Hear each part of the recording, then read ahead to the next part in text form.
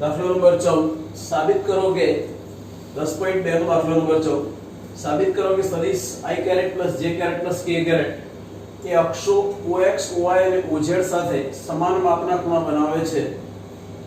આપેલ સદિશ a bar equal to i caret plus j caret plus k caret એનો આવી રીતે લખી શકાય x1 i caret plus x2 j caret plus x3 k caret. તો અહીંયા તમે જોશો તો x1 બરાબર x2 બરાબર x3 બરાબર 1 અને એનો માનાંક શોધીએ તો √3.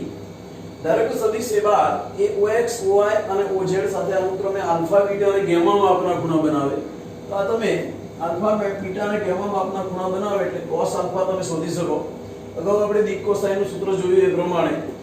x1 upon x1 square plus x2 square plus x3 square એટલે cos alpha 1 upon √3 મળ્યું. દિક કોસાઇન ની વ્યાખ્યા જોઈ તેના આધારે cos બીટા તો x2 upon એમાં બી 1 upon √3 અને cos gamma x3 upon x1 square plus x2 square plus x3 square એટલે cos gamma પણ 1 upon √3 મળ્યું.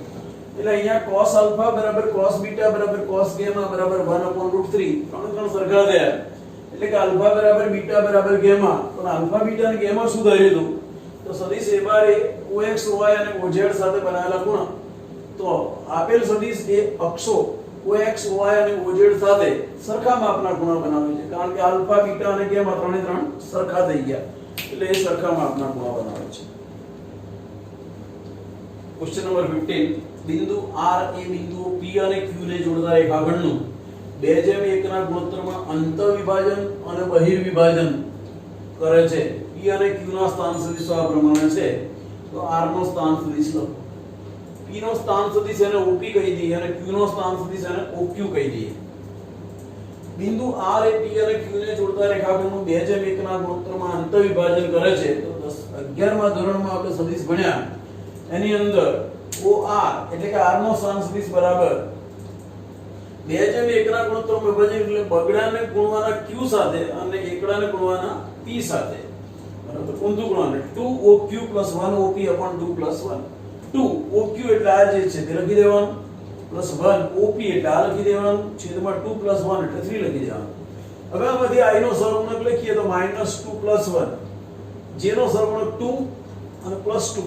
અને k નો સહગુણક 2 અને -1. તો આ થઈ ગયું -2 + 1 એટલે -1 2 + 2 એટલે 4 અને 2 - 1 એટલે 1. આમ બિંદુ r નો સ્થાન સદિશ થયો -1/3 i caret + 4/3 j caret + 1/3 k caret. આ જ વસ્તુ અંતઃવિભાજનની જગ્યાએ જો બહિર્વિભાજન હોય તો 2:1 ના ગુણોત્તરમાં જ પણ બહિર્વિભાજન હોય તો આગળ માઈનસ લગાડવાનું એટલે -2 જેમ 1 લખવાનું -2oq + 1 op upon -2 + 1 -2 સાથે oq લખી દીધું +1 સાથે op લખ્યું નીચે -2 + 1 એટલે -1 લખ્યું. હવે બોલો બ્રેકેટ ઓપન કરીએ તો માઈનસ માઈનસ પ્લસ એટલે 2i caret -2j caret -2k caret પેલું એવું લેવું. i કેરેટ વાળા સહગુણકમાંથી અહીંથી 2 અને અહીંથી 1 2 + 1 bracket over i caret -2 + 2 bracket over j caret -2 - 1 bracket over k caret નીચે -1 2 + 1 એટલે 3i કેરેટ આવડી જશે 0j કેરેટ અને -3k કેરેટ અને આ સ્ટેપ લખવાની જરૂર નથી છેદમાં -1 એટલે આ 3 અને -1 એટલે -3i કેરેટ અને આ સ્ટેપ લખવાની જરૂર નથી 3k કેરેટ. આમ r નો સ્થાન સદિશ આ પ્રમાણે મળશે. દાખલો નંબર 16 બિંદુઓ p2 3 4 અને q4 1 2 ને જોડતા રેખાખંડના મધ્ય બિંદુનો સ્થાન સદિશ શોધો. p નો સ્થાન સદિશ op લખ્યો q નો સ્થાન સદિશ oq જે આપ્યું છે તે જ ખાલી આને i કેરેટ સાથે જોડ્યો વત્તા 3j કેરેટ વત્તા 4k કેરેટ. આમાં 4i કેરેટ વત્તા 1j કેરેટ -2k કેરેટ. ધારો કે રેખાખંડ PQ નું મધ્ય બિંદુ r છે તો r નો સ્થાન સદિશ OR બરાબર OP + OQ/2 મધ્ય બિંદુમાં સરવાળો ભાગ્યા 2 કરવાનો હોય તો OP + OQ આ OP લખ્યું પેલો OQ લખ્યું ભાગ્યા 2 લખ્યું. i કેરેટ વાળા પદના સહગુણકો 2 અને 4 bracket over i caret j caret વાળા પદના સહગુણક 3 અને 1 બ્રેકેટ ઓવર j કેરેટ અને k કેરેટ વાળા પદના સહગુણક 4 અને -2 ભાગ્યા 2 4 ને 2 6 i કેરેટ 3 ને 4 j કેરેટ 4 માંથી 2 ગયા તો 2 k કેરેટ ભાગ્યા 2 6 ને 2 વડે ભાગો તો 3 4 ને 2 વડે ભાગો તો 2 2 ને 2 વડે ભાગો તો 1 એટલે r નો સ્થાન સદિશ અથવા મધ્ય બિંદુનો સ્થાન સદિશ મળ્યો 3i caret + 2j caret + 1k caret. 17 નંબરનો દાખલો સાબિત કરો કે ABC ના સ્થાન સદિશો આ પ્રમાણે છે a bar equal to 3i caret minus 4j caret minus 4k caret b bar equal to 2i caret minus j caret plus k caret c bar equal to i caret minus 3j caret minus 5k caret તો તે કાટકોણ ત્રિકોણના શિરોબિંદુઓ છે આમ સાબિત કરો આનું નામ OA આપો અને OB નામ આપો અને OC નામ આપો vector OA vector OB vector OC હવે વેક્ટર AB કેવી રીતે બને તો OB OA અને આમે AB એટલે B માંથી એ બાદ થાય OB OA આ OB લખ્યું OA લખ્યું બ્રેકેટ ઓપન કરી એટલે માઈનસ ચિહ્ન અંદર જશે એટલે આ બધાના ચિહ્નો બદલી જશે ત્યાર પછી સાદુરૂપ આપીએ તો આ 2i caret અને -3i caret એટલે -i caret -j caret plus 4j caret એટલે 3j caret k caret plus 4k caret that is 5k caret એ જ રીતે BC શોધવું છે તો OC OB આ OC લખ્યું OB લખ્યું બ્રેકેટ ઓપન કરી એટલે માઈનસ ચિહ્ન અંદર જશે બધાના ચિહ્નો બદલાઈ જશે ત્યાર પછી i caret -2i caret એટલે -i caret -3j caret plus j caret એટલે -2j caret -5k caret -k caret એટલે -6k caret હવે CA શોધવું છે CA માટે OA OC પહેલા OA લખ્યું OC લખ્યું આ માઈનસ ચિહ્ન અંદર મોકલો બધાના ચિહ્નો અંદર બદલાઈ જશે ત્યારબાદ 3i caret -i caret that is 2i caret -4j caret plus 3j caret એટલે -j caret અને -4k caret plus 5k caret એટલે k caret હવે AB નું માન શોધવું છે એનું મૂલ્ય શોધવું છે એટલે આનું માન શોધીશું એનું માન એટલે i ના સહગુણક j નો સહગુણક અને k ના સહગુણકના વર્ગોનો સરવાળાનું વર્ગમૂળ એ રીતે BC નું પણ શોધ્યું -1 નો વર્ગ વત્તા -2 નો વર્ગ વત્તા -6 નો વર્ગ એનું વર્ગમૂળ CA નું શોધ્યું માન એટલે 2 નો વર્ગ પછી આનો સહગુણક એટલે -1 નો વર્ગ આનો સહગુણક એટલે 1 નો વર્ગ બધાનું AB BC અને CA શોધી કાઢ્યા પછી BC નો સ્ક્વેર કરો તો 41 થાય અને AB સ્ક્વેર અને CA સ્ક્વેર કરીએ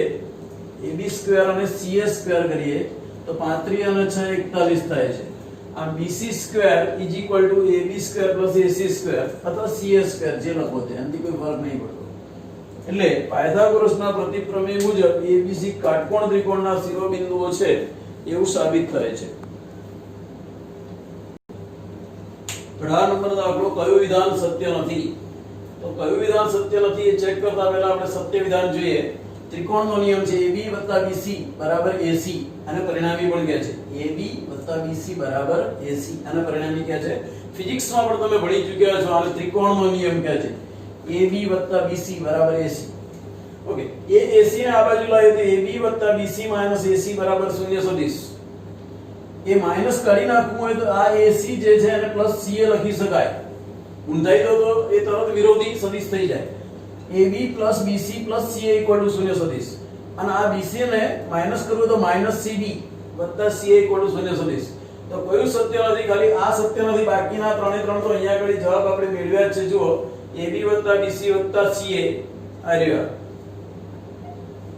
પછી AB + BC - AC આ રહ્યા અને AB - CB + CA પણ મળી એટલે ખાલી આ જવાબ જે છે એ સાચો નથી બાકી બધા સાચા છે કઈ પ્લસ હોય તો જ સાચું અને 19 નંબર કયું વિધાન અસત્ય છે A બાર B બાર સમરેખ છે સમરેખ હોય તો આ એક જ સાચું પડે A બાર = λ B બાર λ કોઈક અદિશ છે આ સાચું થાય બાકીના બધા ખોટા થાય એમાં પ્લસ અને માઈનસ બે સાથે ના આવે એટલે અસત્ય કાં તો A બાર = પ્લસ B બાર કાં તો A બાર = માઈનસ B બાર બે સાથે ના હોઈ શકે એટલે આ ખોટું કહેવાય A બાર અને B બાર ના ઘટકો પ્રમાણમાં નથી ખોટું કારણ કે જો સમરેખ હોય તો ઘટકો પ્રમાણમાં જ એનો ગુણોત્તર સરખો જ હોય અને એટલે આ પણ ખોટું A બાર અને B બાર ની દિશા સમાન પરંતુ માન ભિન્ન ના દિશા પણ સમાન હોય અને માન પણ સરખું હોય સમરેખની અંદર એટલે B C અને D અસત્ય છે અને ખાલી A જે છે એ સત્ય છે બાકી બધું ખોટું છે આમ 10.2 આની સાથે પૂરું થયું